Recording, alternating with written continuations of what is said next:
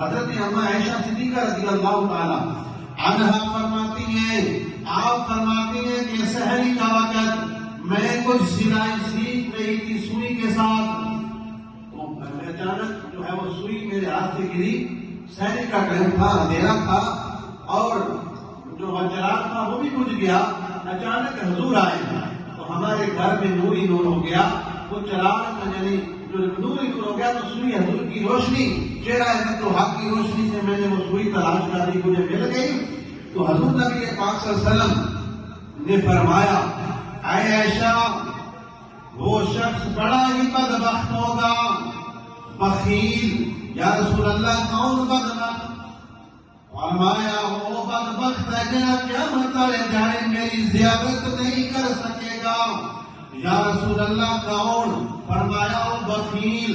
یا رسول اللہ بخیل کون ہوئے گا؟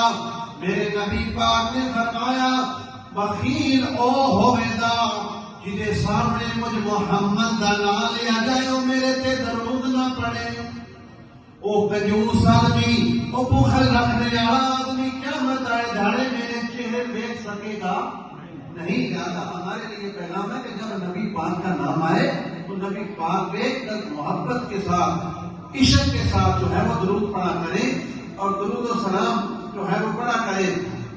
اسی طرح